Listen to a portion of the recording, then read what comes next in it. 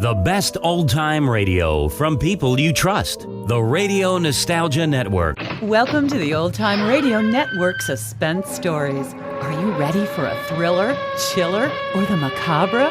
We invite you to enjoy stories that will keep you in suspense. We now go back to the early days of radio and our imaginations with our featured suspense presentation.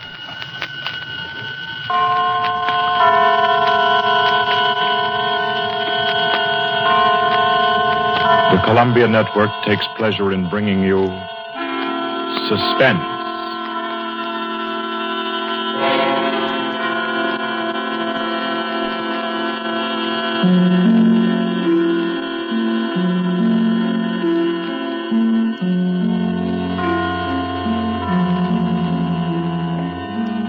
Suspense, Columbia's parade of outstanding thrillers, produced and directed by William Spear and scored by Bernard Herrmann. The notable melodramas from stage and screen, fiction and radio, presented each week to bring you to the edge of your chair, to keep you in suspense.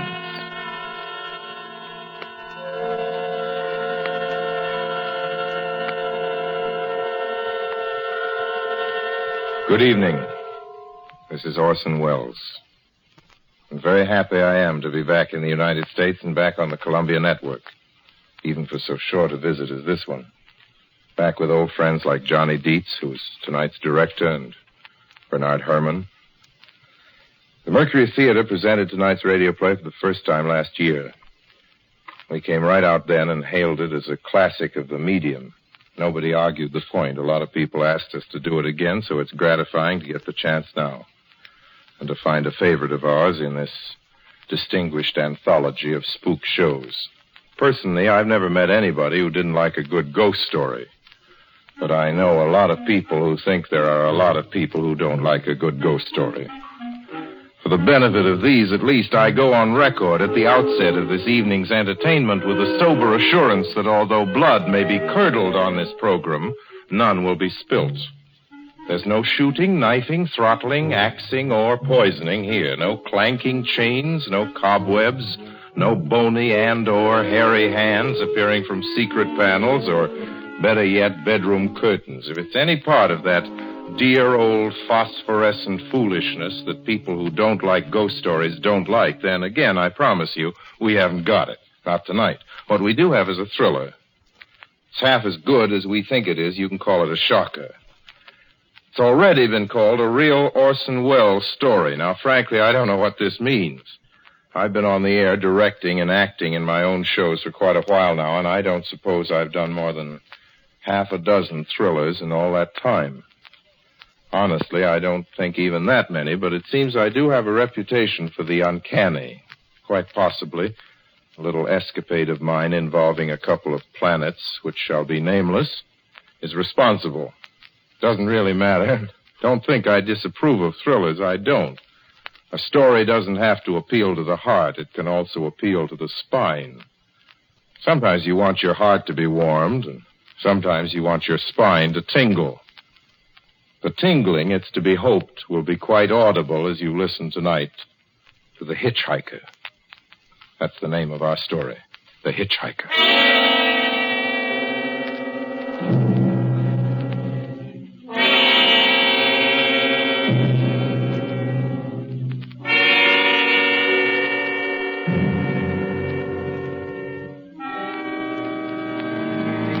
I'm in an auto camp on Route 66, just west of Gallup, New Mexico. If I tell it, perhaps it'll help me. Keep me from going crazy. I gotta tell this quickly. I'm not crazy now. I feel perfectly well, except that I'm running a slight temperature. My name is Ronald Adams. I'm 36 years of age, unmarried, tall, dark, with a black mustache. I drive a 1940 Buick, license number 6Y175189. I was born in Brooklyn. All this I know. I know that I'm at this moment perfectly sane. That it's not me who's gone mad. It's something else. Something utterly beyond my control. I've got to speak quickly. At any minute, the link may break. This may be the last thing I ever tell on Earth. The last night I ever see the stars.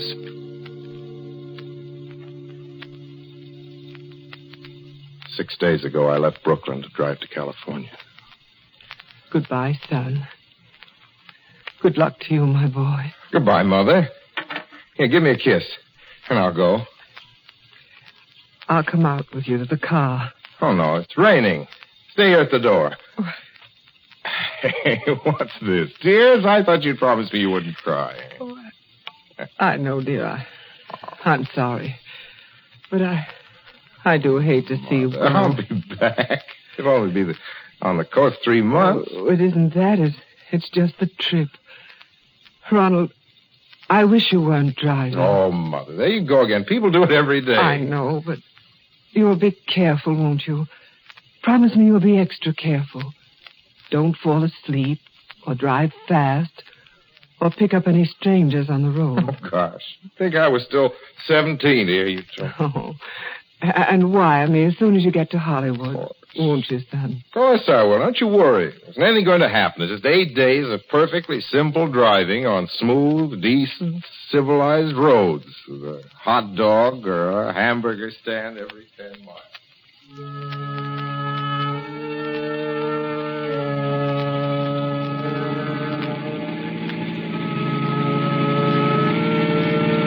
I was in fine spirits. The drive ahead of me, even the loneliness, seemed like a lark. I reckoned without him. Crossing Brooklyn Bridge that morning in the rain, I saw a man leaning against the cables. He seemed to be waiting for a lift. There were spots of fresh rain on his shoulders. He was carrying a cheap overnight bag in one hand. He was thin, nondescript, with a cap pulled down over his eyes.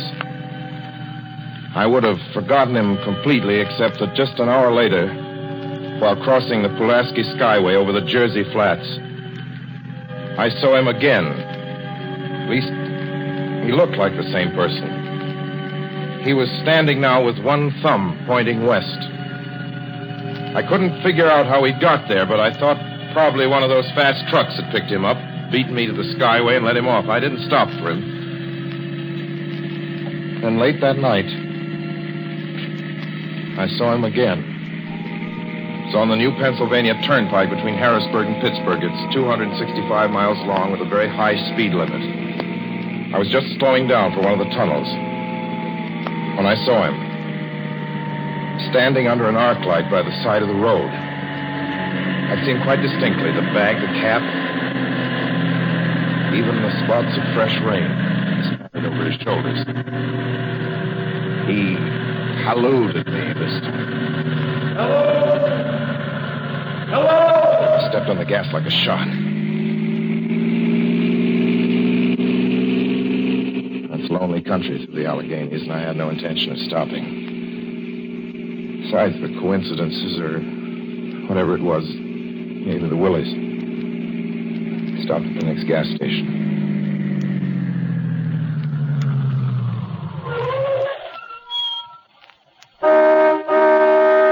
Yes, sir. Fill her up. Certainly, sir. Check your oil, sir? No, thanks.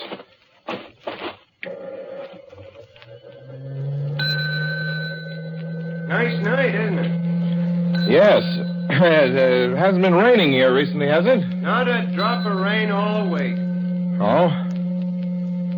Oh, I suppose that doesn't done your business any harm. Oh, people drive through here all kinds of weather. Mostly business, you know. There aren't many pleasure cars out on the turnpike this season of the year. I suppose not. What about hitchhikers? Hitchhikers here? What's the matter? Don't you ever see any? Not much. If we did, it'd be a sight for sore eyes. Why? Oh, I'd be a fool who started out to hitch rides on this road. Look at it. Then, you've never seen anybody? No. Maybe they get the lift before the turnpike starts. I mean, you know, just before the toll house. But then it'd be a mighty long ride. Most cars wouldn't want to pick up a guy for that long a ride. And you know, this is pretty lonesome country here. Mountains and woods. You ain't seen anybody like that, have you? Oh, no. Oh, no, not at all. I was just a technical question. I see.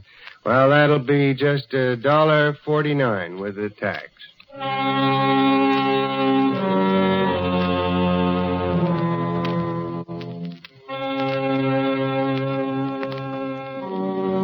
Thing gradually passed through my mind as sheer coincidence. I had a good night's sleep in Pittsburgh. I didn't think about the man all next day until just outside of Zanesville, Ohio, I saw him again. It was a bright, sunshiny afternoon. The peaceful Ohio fields, brown with the autumn stubble, lay greening in the golden light. I was driving slowly, drinking it in, when the road suddenly ended in a detour. In front of the barrier, he was standing. Now, let me explain about his appearance before I go on. I repeat, there was nothing sinister about him. He was as drab as a mud fence. Nor was his attitude menacing. He merely stood there, waiting, almost drooping a little, with a cheap overnight bag in his hand. He looked as though he'd been waiting there for hours. And he looked up. He hailed me. He started to walk forward. Hello? Hello? Hello? No, not just now. Sorry. Going to California? No, not today. The other way, going to New York. Sorry.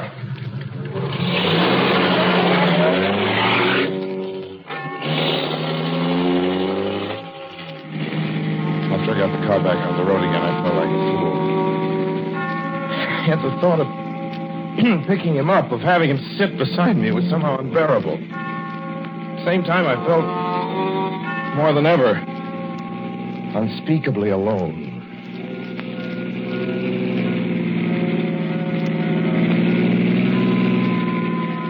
Hour after hour went by. Fields, the towns ticked off one by one. The light changed. I knew now that I was going to see him again. And though I dreaded the sight, I caught myself searching the side of the road, waiting for him to appear.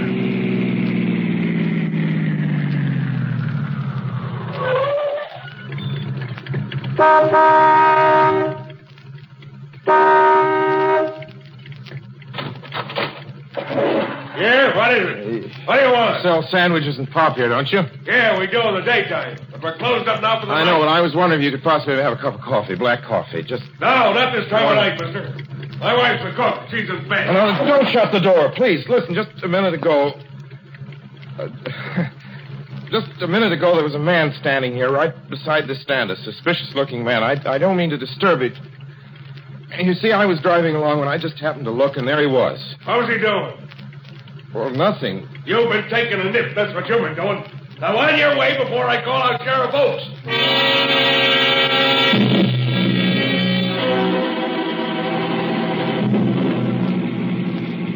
I got into the car again and drove on slowly. Beginning to hate the car. If I could have found a place to stop, to rest a little.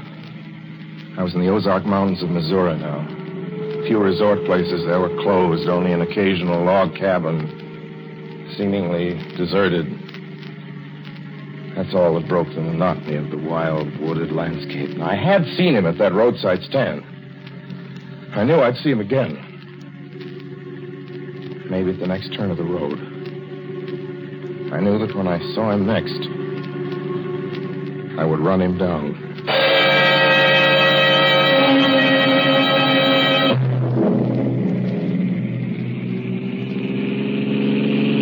But I didn't see him again. I didn't see him until late next afternoon.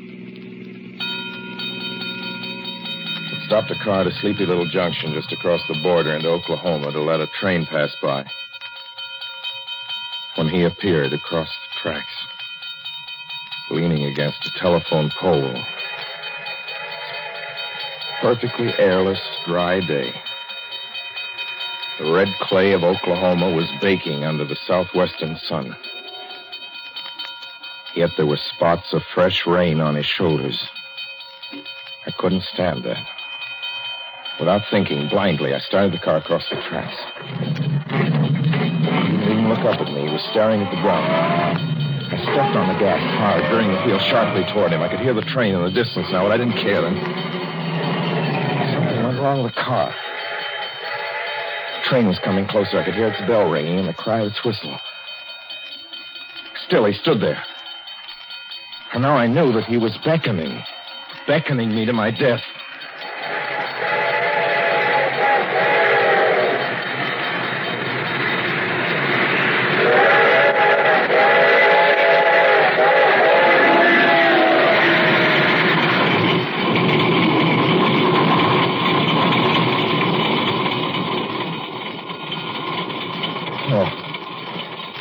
Frustrated him that time. The starter worked at last. I managed to back up. When the train passed, he was gone. I was all alone in the hot, dry afternoon.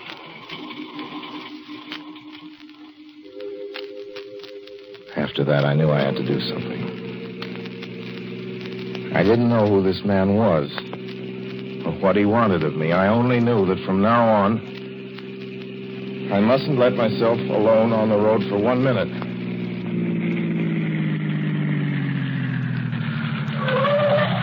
Hello there. Like a ride? Well, what do you think? How far are you going? Where do you want to go? Amarillo, Texas. I'll drive you there. Gee.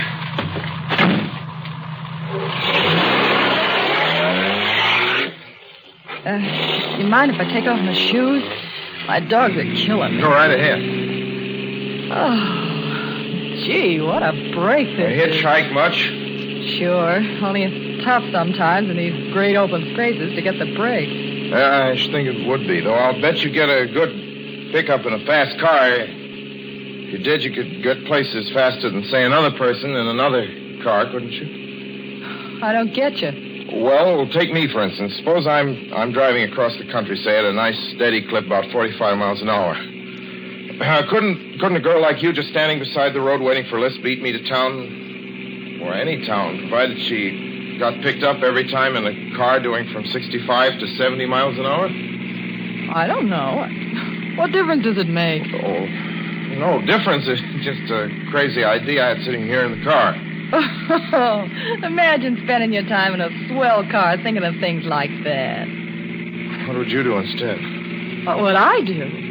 If I was a good-looking fellow like yourself, why, I just enjoy myself every minute of the time. I'd sit back and relax. And if I saw a good-looking girl along the side of the road, hey, look out! Did you see him? See who? A man standing beside the barbed wire fence. I didn't see anybody. It wasn't nothing but a bunch of cows and a wire fence. No? What'd you think you was doing? Trying to run into the barbed wire There's a man fence? there, I tell you. A thin gray man with an overnight bag in his hand. And I was trying to run him down. Run him down? You mean kill him? Say you didn't see him back there? You sure? I didn't see it so. As far as that's concerned... Watch for him the next time and keep watching. Keep your eyes peeled on the road. He'll turn up again. Maybe any minute. There! Look there!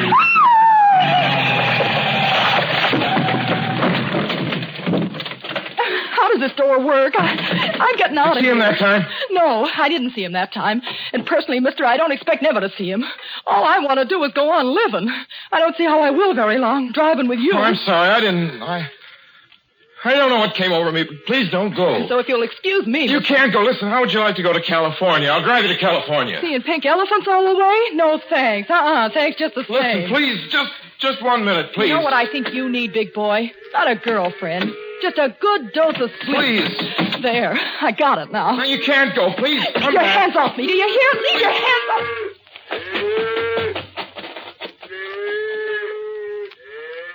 She ran from me. As though I were a monster. A few minutes later, I saw a passing truck pick her up. I knew then that I was utterly alone. It's in the heart of the great Texas prairies. There wasn't a car on the road after the truck went by. I tried to figure out what to do, how to get hold of myself. If I could find a place to rest, or even if I could sleep right here in the car for a few hours along the side of the road. I was getting my winter overcoat out of the back seat to use as a blanket when I saw him coming toward me, emerging from the herd of moving steer. Hello?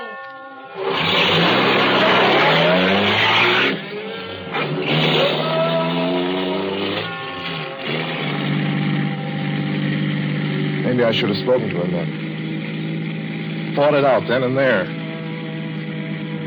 For now, he began to be everywhere. Whenever I stopped, even for a moment, for gas, for oil, for a drink of pop, a cup of coffee, sandwich, he was there. I saw him standing outside the auto camp in Amarillo that night when I dared to slow down. I was sitting near the drinking fountain of a little camping spot just inside the border of New Mexico. He was waiting for me outside the Navajo reservation where I stopped to check my tires. I saw him in Albuquerque when I bought 20 gallons of gas. I was afraid to stop now. I began to drive faster and faster. I was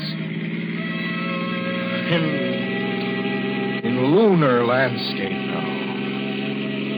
The great arid mesa country of New Mexico.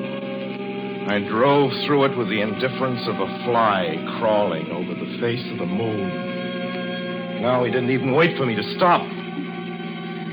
Unless I drove at 85 miles an hour over those endless roads, he waited for me at every other mile. I'd see his figure, shadowless, flitting before me, still in the same attitude, over the cold, lifeless ground, flitting over dried-up rivers, over broken stones cast up by old glacial upheavals, flitting in that pure and cloudless air.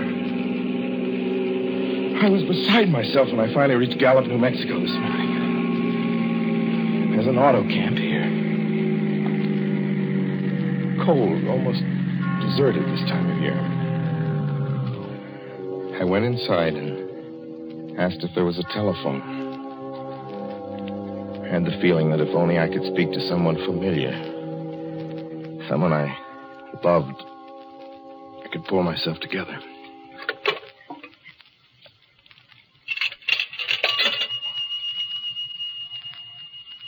Your call, please. Long distance. Long distance, certainly.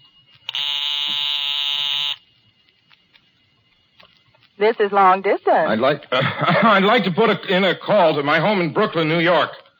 I'm Ronald Adams. The number is Beechwood 200828. Certainly, I will try to get it for you.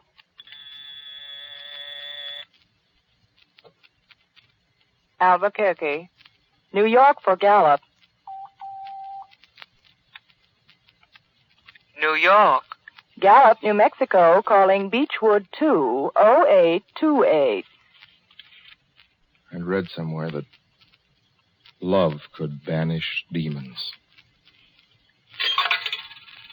It's the middle of the morning. I knew Mother'd be home.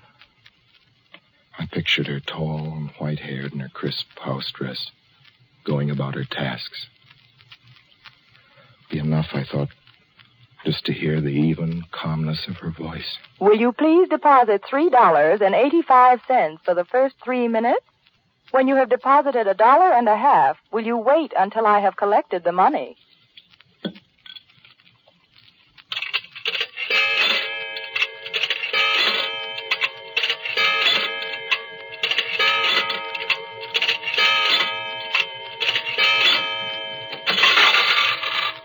All right, deposit another $1.50.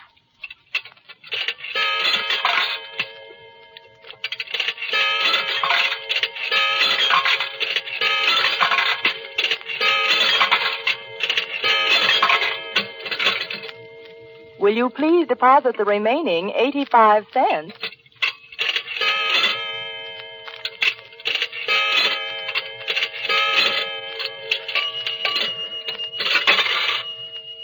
Ready with Brooklyn. Go ahead, please. Hello? Mrs. Adams' residence. Hello, Mother. This is Mrs. Adams' residence. Who is it you wish to speak to, please? What? Oh, who's this? This is Mrs. Whinney. Mrs. Whinney? I don't know any Mrs. Whinney. Is this Beechwood 208-828? Yes? Where's my mother? Where's Mrs. Adams? Mrs. Adams is not at home. She's still in the hospital. The hospital? Yes. Who is this calling, please? Is it a member of the family? Well, what's she in the hospital for? She's been prostrated for 5 days. Nervous breakdown. But who is this Nervous calling? breakdown? Well, my mother never was nervous. It's all taken place since the death of her oldest son, Ronald. Death of her oldest son, Ronald? Hey, what's this? What number is this? This is Beechwood 20828. It's all been very sudden. He was killed just 6 days ago in an automobile accident on the Brooklyn Bridge. Your 3 minutes are up, sir.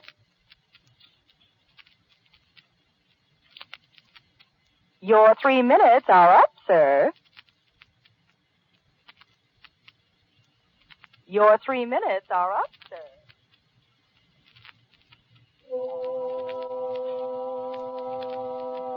And so I'm sitting here in this deserted auto camp in Gallup, New Mexico. I'm trying to think. I'm trying to get hold of myself. Otherwise, I'm going to go crazy. Outside, it's night. The vast, soulless night of New Mexico. 1 million stars are in the sky. Ahead of me stretch 1,000 miles of empty mesa. Mountains, prairies, desert. Somewhere among them, he's waiting for me. Somewhere I shall know who he is and who I am.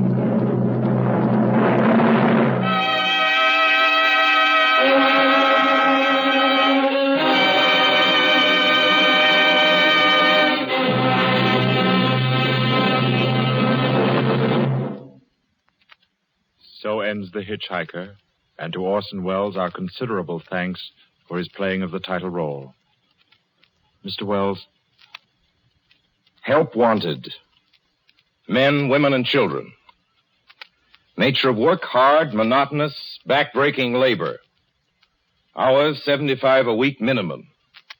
Pay, few cents an hour. Added inducement, 2 meals a day, including several ounces of bad bread and a cup of thin soup. Don't delay. Apply at once. How'd you respond to a want ad like that, Mr. and Mrs. American working man and woman? You'd laugh, wouldn't you, and throw the paper in the trash basket. Dismiss the whole advertisement as some kind of a joke. But believe me, it's no joke. It's a simple statement of the working conditions that exist today in Nazi Germany and the conquered countries under Nazi rule. It's also an exact statement of the working conditions that will be imposed on you and every member of your family if the Nazis win this war. You yourself personally can stop them from winning, as you know. You don't have to give up your well-paid job to do it. You needn't have to be a soldier or a sailor or an airman or a nurse or a war worker to ensure American victory. Uncle Sam doesn't ask plain, ordinary, hard-working citizens like you to give him anything. All he asks, all this he does ask very seriously and very urgently, is that you loan him 10 cents out of every dollar you make. That's all there is to it. Lend Uncle Sam a dime to win this war, and he'll pay you back with interest when he's won it. The easiest, most convenient way to lend him these dimes is to enroll in the payroll savings plan. Just tell your boss to deduct 10 cents from every dollar he pays you and lend it to Uncle Sam in your name. Sign up for this simple savings plan today, and when victory comes, you will have war bonds in your pockets instead of Axis bonds on your wrists. Suspense will be heard again 2 weeks from tonight.